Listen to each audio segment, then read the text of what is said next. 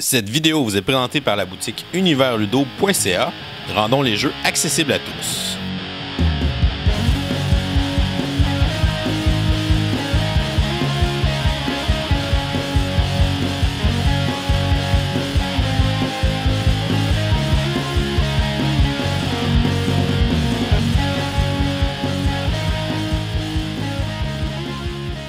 Salut gamers, bienvenue pour Star Board Game, je m'appelle David. Aujourd'hui, on est en direct du Mondial des Jeux à Montréal et je suis accompagné de Thomas Dagenais-L'Espérance qui est l'auteur du petit jeu Décrypto. Salut Thomas, ça va bien? Ça va très bien. Thomas, auteur de jeu, c'est pas un métier très traditionnel. J'aimerais ça que tu nous parles un peu de ton parcours autant scolaire que professionnel jusqu'à maintenant. Donc, mon parcours scolaire, j'ai étudié en musique, en fait, à l'université. J'ai fait composition classique à l'Université de Montréal. Puis au cégep, avant, j'étais en composition aussi à Saint-Laurent, cégep Saint-Laurent. Donc, la création a quand même été importante pour moi depuis longtemps.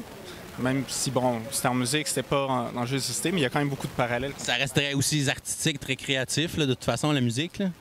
Oui, puis il y a beaucoup de parallèles qu'on peut faire entre les deux. Puis moi, ce qui m'intéressait en musique, quand je fais mes études, c'est la musique instrumentale. Donc, faire jouer des pièces par les gens, puis très rapidement, quand tu fais jouer des pièces par des instrumentistes, tu te rends compte, faut pas que la pièce soit trop difficile à jouer, il faut qu'elle soit facile lisible. Donc, il y a plein de parallèles comme ça, où dans les jeux aussi, tu veux faire des jeux qui sont pas trop compliqués. Tu veux que les règles, dans la musique, ça va être la partition, mais dans les jeux, ça va être les règles. Tu veux que les règles soient facilement compréhensibles. Donc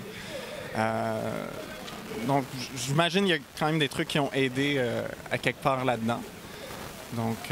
Puis après tes études en musique, qu'est-ce que tu as fait comme parcours plus professionnel? Je travaillais dans une école de musique. J'étais prof de guitare un peu.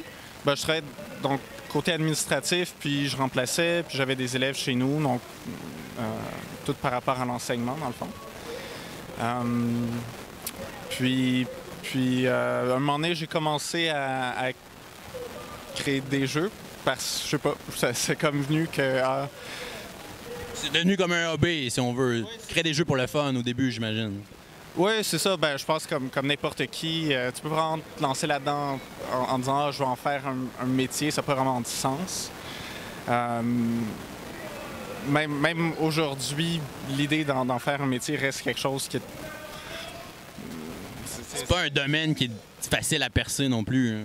Non, c'est ça. Tu peux pas vraiment prévoir pour ça. Après, si t'es chanceux puis t'as des jeux qui marchent très bien, ça peut arriver. Il y en a qui le font. Non, c'est sûr, c'est un métier un peu difficile, même plus que la musique, en fait, étrange. D'où t'es venue l'idée de Décrypto? Décrypto, c'est un ensemble de choses. Il y avait, comme je racontais à plusieurs personnes, le fait que ma grand-mère était une joueuse de bridge, pour ceux qui connaissent le jeu de cartes. Puis dans le jeu de cartes, donc, tu joues en team, hein, tu as un partenaire. Puis tu peux envoyer des codes à ton partenaire sur la main que tu as. Hein, si tu es fort en trèfle, si tu es fort en cœur, quel atout, parce que il y a une phase d'enchère au bridge. Et bon, donc il y a des codes établis pour envoyer cette information-là à ton partenaire. Puis ça, je trouvais que c'était quelque chose qui était fun. J'avais envie d'exploiter ce truc d'envoyer des codes à quelqu'un sans... un peu comme un espion. Et donc sans que ça soit intercepté. Puis après, pour Décrypto, l'idée au départ, c'était pas nécessairement de faire un jeu d'association de mots. J'ai eu toutes sortes d'idées. À un moment donné, il y avait un truc avec un thème un peu plus présent, un peu militaire, où il y aurait des attaques sur certaines zones, puis il faudrait que tu transmettes l'information sur... Sans que l'équipe adverse intercepte où tu vas attaquer. Un truc, peut-être même Deuxième Guerre ou tout ça, où, telle région sera attaquée, toi, tu viens d'avoir l'information, il faut que tu le transmettes secrètement, ce genre d'affaires-là. Donc après, la réflexion, c'était beaucoup sur quelle est la nature de l'information qui est transmise, qu'est-ce qui va permettre d'intercepter et la personne qui va recevoir l'information, c'est quoi qu'elle va avoir de plus que celui qui essaie d'intercepter.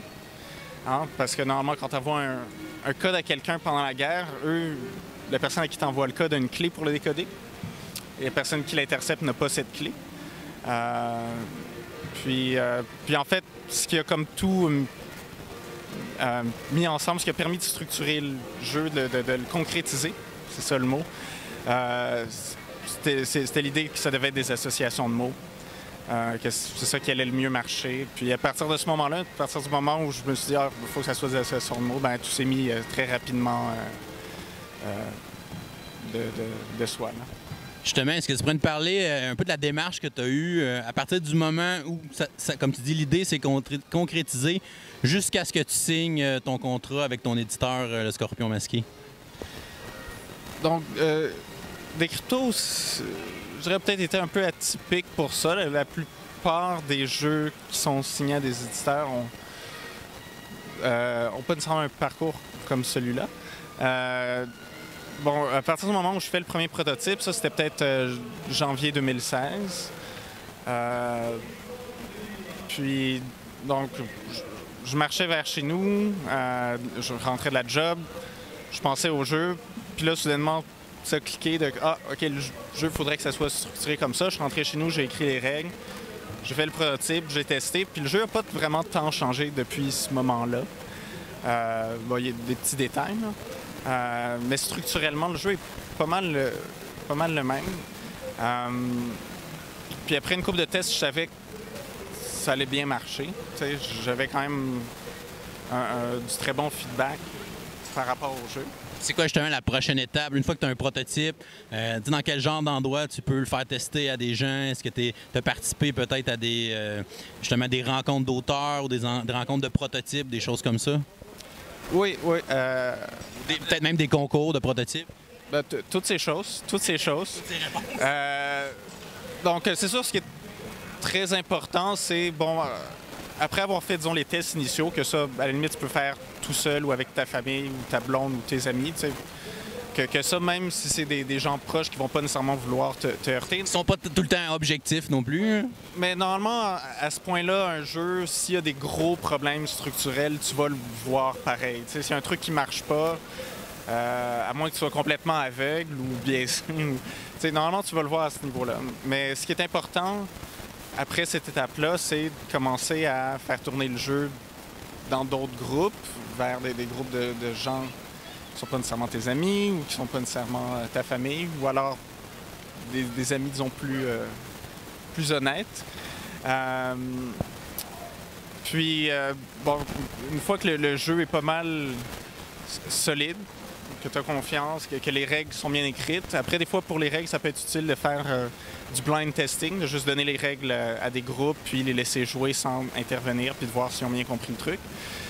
C'est quelque chose que je fais pas assez. Y a-t-il des places spécifiques où tu as fait justement ce genre de test-là? Tu veux dire du blind testing, oui. Je l'ai pas fait pour Décrypto, je dois avouer. Je l'ai pas fait pour tant de jeux. Mais c'est aussi parce qu'après, moi, je suis pas éditeur, puis je veux toujours vouloir travailler avec des éditeurs. Mon objectif, c'est que la règle soit comprise par l'éditeur.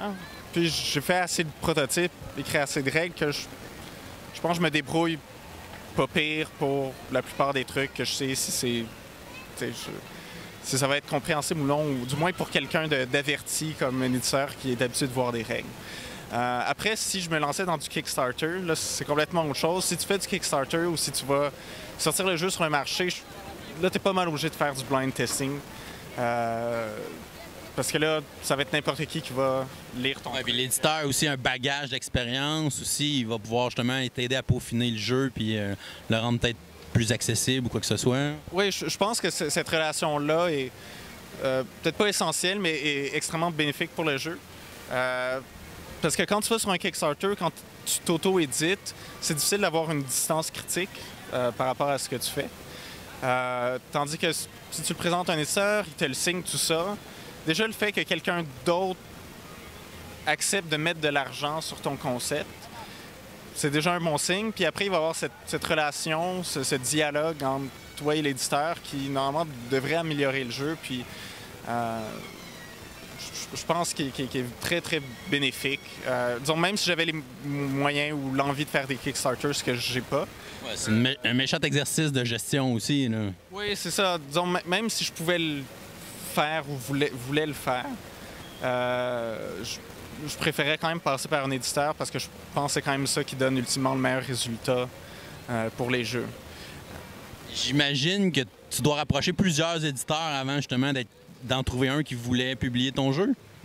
Oui, donc d'Expo, j'avais envoyé quand même à plusieurs éditeurs. Il y en avait qui m'avaient dit non avant Christian pour différentes raisons. Après, souvent les éditeurs, si ça rentre pas dans leur ligne éditoriale, ils vont dire non, peu importe leur opinion sur le jeu. Et en fait, Christian lui-même avait dit non au début parce qu'il trouvait que c'est trop similaire à Codenames. Puis il n'avait pas été le seul. Il y avait un autre éditeur, dont je nommerai pas le nom, mais qui m'a donné la même raison pour le refus. Oui, c'est sûr. Comment t'as convaincu Christian? T'as dit qu'il a dit non la première fois. Comment je l'ai convaincu? J'ai pas entièrement toute la réponse à ça. Ce que moi j'ai fait, après je sais pas dans ce que j'ai fait, c'est quoi l'élément là-dedans qui a été l'élément qui a fait tourner la balance. Mais j'ai continué à le faire tourner. Bon, je l'ai amené au concours de la récréation. Je l'ai fait tester pendant le Montréal Joue qui est en mars. C'est comme fin février, début mars, là, dans ce coin-là. Puis je renvoyé un courriel à Christian, je lui ai exposé les démarches que j'avais faites. Je lui ai dit, bon, écoute, au concours de la récréation, ça s'est très bien passé. Tout ça, est-ce que tu serais prêt à donner une deuxième chance? Puis là, il a dit oui.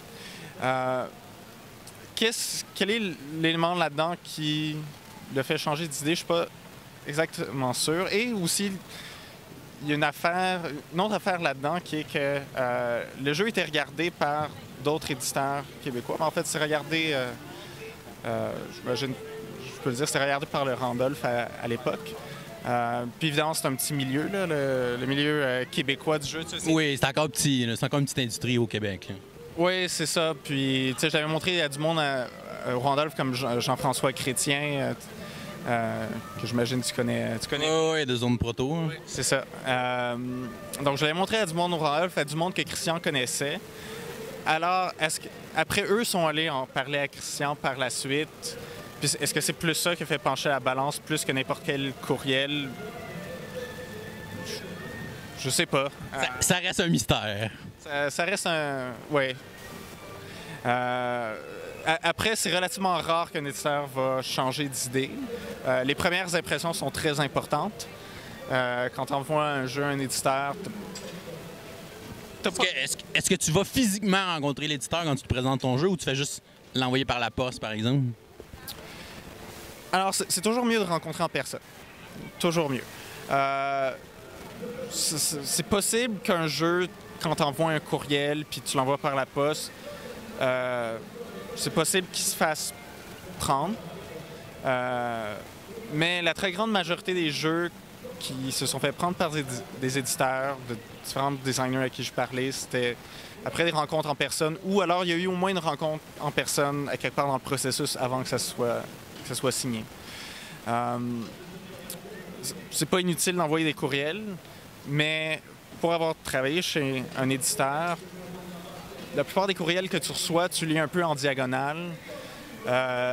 C'est rare que c'est des bons trucs, les concepts que les éditeurs reçoivent par courriel.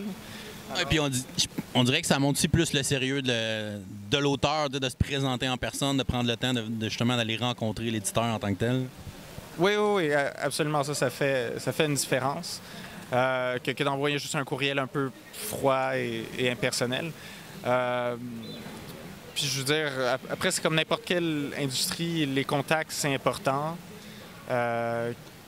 Qui tu connais, tu un éditeur que tu as vu 3-4 fois, qui te connaît, puis qu'il a vu des concepts qu'il a peut-être pas pris, mais qui a vu, OK, ce designer-là, il fait des trucs intéressants.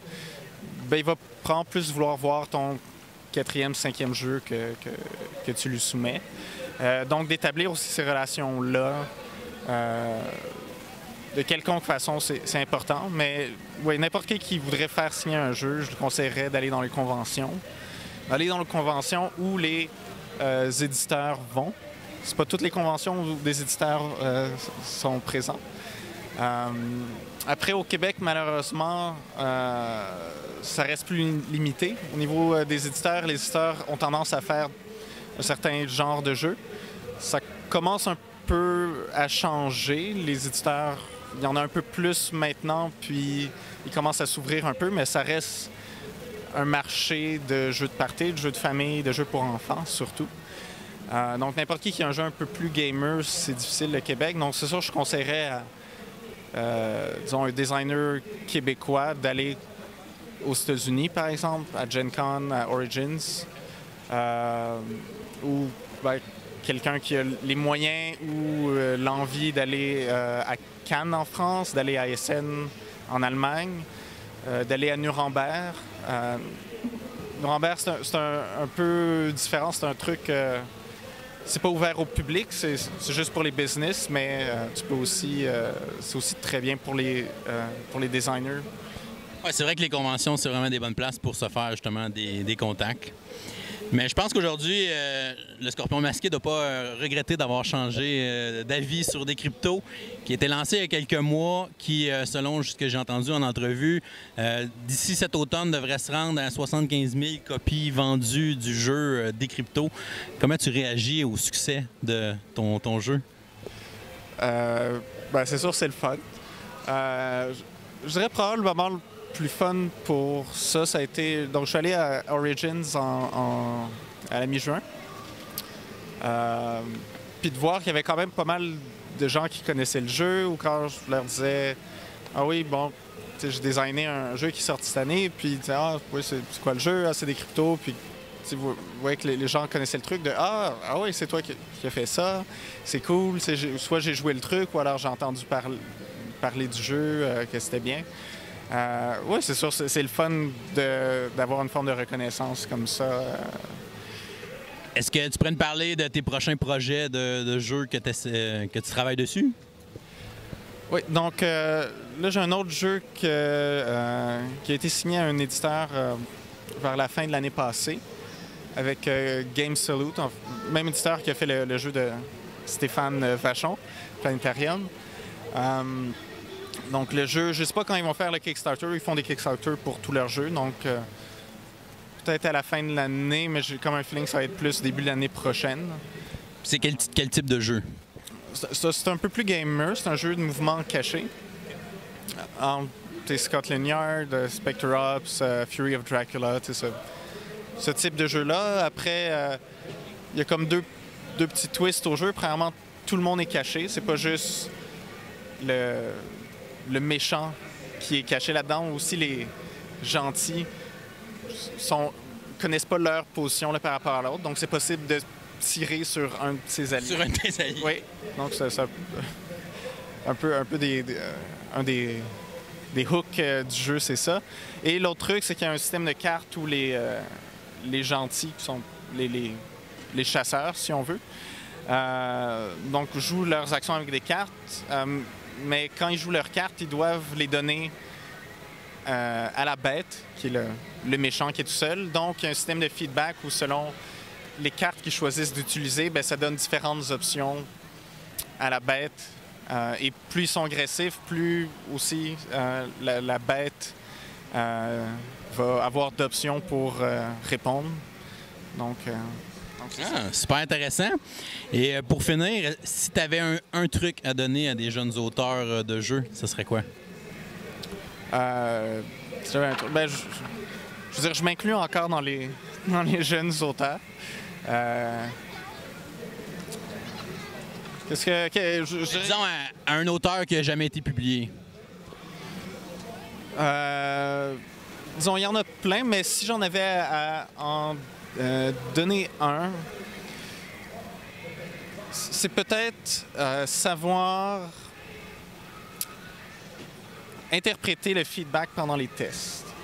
En fait, donc le conseil est le suivant, c'est de ne pas nécessairement écouter les mots que les gens te disent ou les suggestions, parce que souvent, c'est un peu n'importe quoi. Oui, puis souvent, c'est des joueurs, c'est pas nécessairement des auteurs, eux autres aussi. T'sais, ils vont donner selon leur expérience, mais faut pas que tu changes tout parce que tu reçois un commentaire négatif. Non, ça c'est sûr. Mais c'est pas nécessairement une affaire d'inexpérience.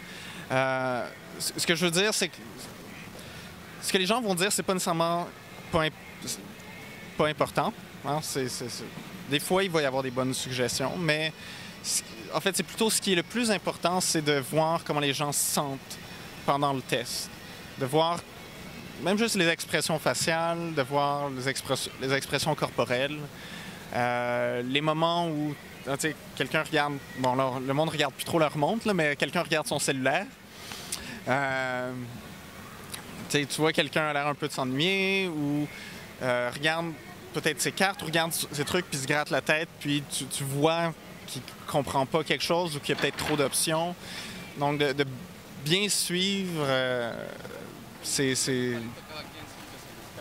tout ce qui est le non-dit, en fait, chez les joueurs, parce que ça, souvent, ça donne une bien meilleure indication de ce qui doit être changé dans ton jeu. T'sais, si tu vois, OK, à ce moment-là, dans le jeu, OK, je vois régulièrement du monde qui ont l'air de s'ennuyer, ou je vois souvent à peu près à ce moment-là du jeu que le monde ne savent comme plus quoi faire. Ouais, fait que d'analyser d'une partie des gens qui jouent, ça peut te donner quand même beaucoup d'indices sur des lacunes que tu pourrais voir dans ton jeu. Oui, c'est ça. C'est ça. Parce que, ultimement, après, les gens vont essayer de mettre en mots les émotions qu'ils ont vécues. Mais je pense juste en observant ces émotions-là, c'est là que tu as, dans le fond, le meilleur feedback. Après, il faut quand même prendre tout le feedback et ce que les gens te disent et ce que tu vois, tout ça. Faut tout prendre, mais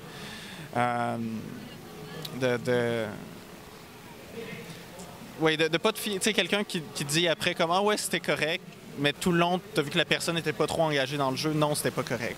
Hein? Fait que ton conseil, ça serait de bien filtrer les feedbacks.